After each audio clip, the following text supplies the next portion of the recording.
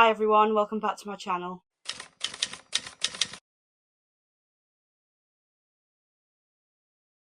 So, in today's video, what I'm going to be showing you is my August TBR list. So, I wanted to do a TBR jar, picks my TBR for the month of August, but I ordered the jar online and it hasn't come yet, so I'm just going to pick my own TBR for August, and then hopefully it should be here, ready for September, but we'll see. We can only hope. I didn't do very well at reading my July TBR, I'll be honest. I've been in a bit of a reading slump and I'm sort of mood reading to try and get me out of the slump. But hopefully, because I'm picking my own books for August, I'll get through a few more of these. So anyway, enough waffling on. I'm just gonna show you the books that I picked for August. So I have my pile here, and the first book on the top of my pile is Stargazers by Harriet Evans. I bought this because the cover really drew me in. I mean, look how pretty that cover is. I absolutely loved it. I know you shouldn't judge a book by its cover, but I saw this and I just could not resist.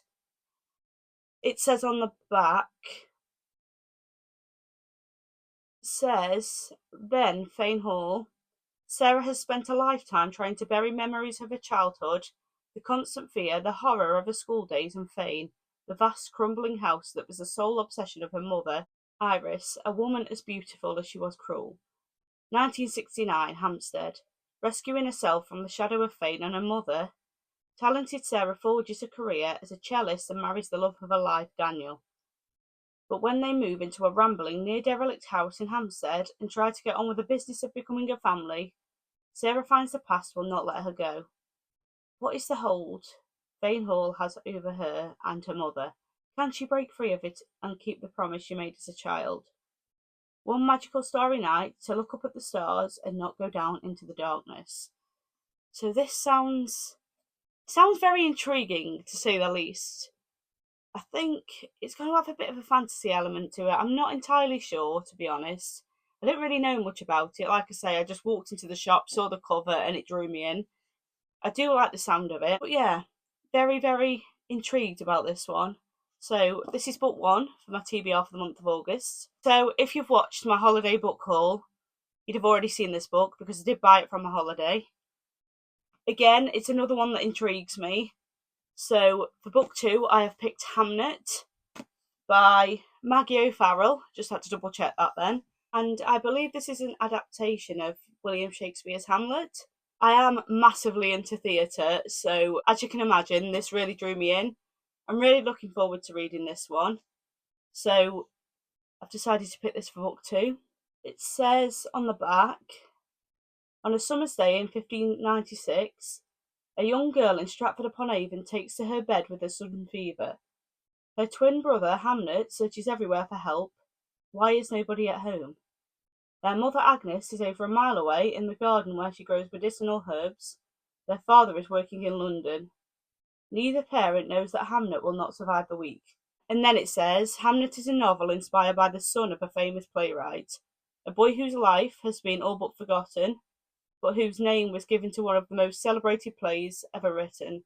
So, by the sound of that, it's based on the life of Shakespeare's son, which will be interesting. And I've been to Stratford-upon-Avon. It's a beautiful place, so I can imagine the setting of this being really, really nice. But yeah, I like a bit of historical fiction too, so this will be a really good one to read, I think.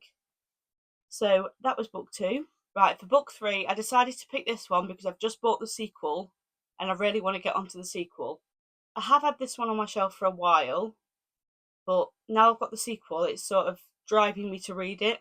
My mum did pick this up for me when she went shopping. She saw it and thought I'd like it, so really looking forward to reading this one. And it is Kennedy Ryan's Before I Let Go. And it says on the back, their love was supposed to last forever, but when life delivered blow after devastating blow, Yasmin and Josiah found that love had its limits. It couldn't save their marriage. Yasmin wasn't prepared for how her life fell apart, but she's finally starting to find joy again. She and Josiah have found a new rhythm, co-parenting their two kids and running a thriving business together. Yet, like magnets, they're always drawn back to each other, and now they're beginning to wonder if they are truly ready to let go of everything they once had. One stolen kiss leads to another, and then more. It's hot, it's illicit, it's good, until it starts to hurt again. As old wounds reopen, Yasmin and Josiah wonder if it is too late for them to find forever. Or could they be even better the second time around? So I think it's a second chance romance. That's what I'm getting off the back. Two divorcees that sort of find each other again. So that sounds like it's going to be a nice little romance. Like I say, I did get the sequel from the works, so I am looking forward to getting on to these. But yeah, that was book 3. Right, so for book 4, it is one of a series. And it's a series I've not long bought. It's a series that's very popular online and I've seen a lot of. So I'm quite excited to get onto it. And it is Binding 13 by Chloe Walsh. So I do have the whole series. Again, I bought these from my holiday. If you've seen the holiday videos, you've probably seen these books. I think the sports romances, which is a bit out of it for me, to be honest. It's not something I'd normally pick up, but it is something I want to get into because there's a lot of sports romances that I've heard good things about. So I thought this one would be a good one to start with. It says on the back, when two worlds collide, nothing will ever be the same again. Johnny Cavanagh has everything going for him. Primed for stardom, on the rugby pitch he's a force to be reckoned with. Nothing will stop him hitting the heights, not even the shy new girl at Thomond College. With sad eyes and hidden bruises, the one that distracts him as no one ever has. Life has never been easy for Shannon Lynch. She arrives at the prestigious private school praying for a fresh start, desperate to shake off the demons that plague her. On her very first day, she encounters the notorious Johnny Cavanagh. Instantly drawn to him, Shannon finds herself once again the target of bullies as she forms a fragile alliance with rugby's rising star.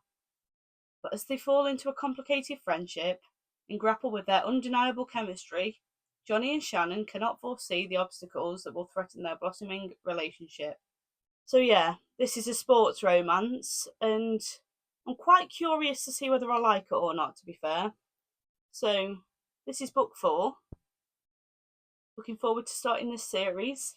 So for book 5, it is one of my most anticipated reads this year. And it's one, again, I've had on my shelf for a while, but I've just not got round to it yet. And I really, really would like to. And that is Assassin's Blade by Sarah J. Maas. I haven't started the Throne of Glass series yet. I am going to be starting with this book. I know there's different ways you can read this series, but I'm definitely going to be starting with Assassin's Blade. And I struggled a bit with ACOTAR. I started it and I didn't really like it, but as the books progressed, I really, really enjoyed it by the last one. Silver Flames was my favourite ACOTAR book, and I loved Nesta's story. And because of that, I went out and I bought this series, but I've just not really had a chance to read it yet. So, in the month of August, I would really, really like to get to this one. It says on the back, The Twist of a Knife, The Birth of a Legend. Kaelina Sardothian, I think I'm saying that right, is her kingdom's most feared assassin. Though she works for the powerful Assassin's Guild and its scheming master, Arobin Hamel, she yields to no one and trusts only her fellow killer-for-hire, Sam.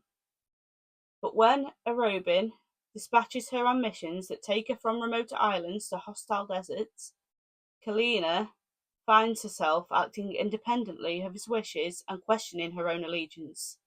If she hopes to escape Arobin's clutches, Kaelina will have to put her faith in her wits and her blade, knowing that if she fails, she'll lose not just a chance at freedom, but her life. And like I say, I did struggle with ACOTAR to start with, but then ended up really loving it by the end. So I'm hoping the series is the same. I'm hoping I love it as much as I loved ACOTAR. And if I do, I will definitely be buying the Crescent City books. But I'm really, really excited for this one. Can't wait to get started on it. So yeah, I decided to pick that for book 5. So just a little recap. We've got Stargazers, we've got Hamnet, we've got Before I Let Go, we've got Binding 13, and we've got The Assassin's Blade. So they are my 5 books for the month of August. I'm hoping to get through them all. August is a really busy month for me, work-wise, so I'm going to try and get as much reading in as I can. No pressure, just going to see if it happens. But yeah, anyway, that is my TBR for the month of August. So thank you all for watching. I hope you've enjoyed the video. If you have enjoyed it, please like, comment and subscribe underneath. And I will see you all again in my next video.